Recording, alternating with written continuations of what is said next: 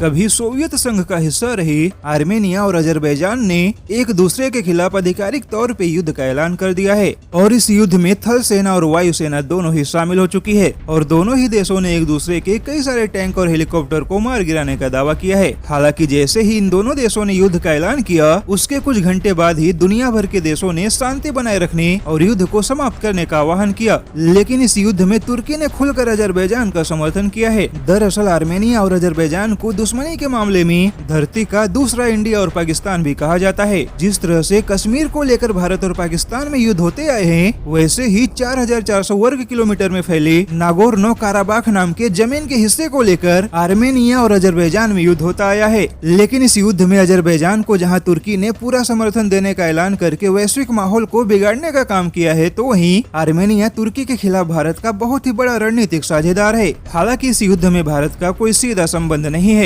लेकिन जब इस युद्ध को लेकर आर्मेनिया और अजरबैजान वैश्विक मंच पर खड़े होंगे तब आर्मेनिया के लिए भारत का समर्थन बहुत ही जरूरी है। हालांकि कहीं न कहीं रूस भी आर्मेनिया के समर्थन में है। वहीं रूस ने आर्मेनिया को अपने S-300 मिसाइल डिफेंस सिस्टम को भी बेचने का ऐलान कर दिया है, जिसे लेकर अजरबैजान ने अपनी नाराजगी भी जाहिर की है। वैसे तो आर्मेनिया और अजरबैजान दोनों ही छोटे देश हैं, लेकिन फिर भी क्षेत्रफल के मामले में अजरबैजान आर्मेनिया से लगभग 3 गुना ज्यादा बड़ा है। लेकिन अब इन दो छोटे देशों की युद्ध में तुर्की, फ्रांस, जर्मनी, रूस और भारत जैसे देशों की भूमिका काफी महत्वपूर्ण हो गई है, क्योंकि अजरबैजान का समर्थन करने का ऐलान तुर्की ने पहले ही कर दिया है, जबकि भारत और फ्रांस पहले से ही तुर्की से बहुत नाराज हैं। वहीं जब से तुर्की ने कश्मीर के मुद्दे पर भारत के खिलाफ जहर उगला है, तब से भारत तुर्की के खिलाफ आर्मेनिया का समर्थन करता आया है, क्योंकि आर्मेनिया और अजरबैजान ही नहीं बल्कि आर्मेनिया और तुर्की भी एक दूसरे के कट्टर दुश्मन है, जिस वजह से एक बार फिर से आर्मेनिया और अजरबैजान को लेकर भारत और तुर्की के बीच कूटनीतिक युद्ध देखने के लिए मिल सकता है। और अगर तुर्की ने अजरबैजान के समर्थन में आर्मेनिया के ऊपर किसी भी तरह का हमला किया तो यकीनन इस युद्ध में कई सारे देश शामिल हो सकते हैं। हालांकि शांति और सद्भावना के तहत भले ही दुनिया के कई सारे देशों ने मीडिया के सामने आर्मेनिया और अजरबैजान को युद्ध समाप्त करने का आह्वान किया हो, लेकिन पर्दे के पीछे दो छोटे देशों के युद्ध में कई सारे बड़े देशों के शामिल होने की पूरी आशंका है।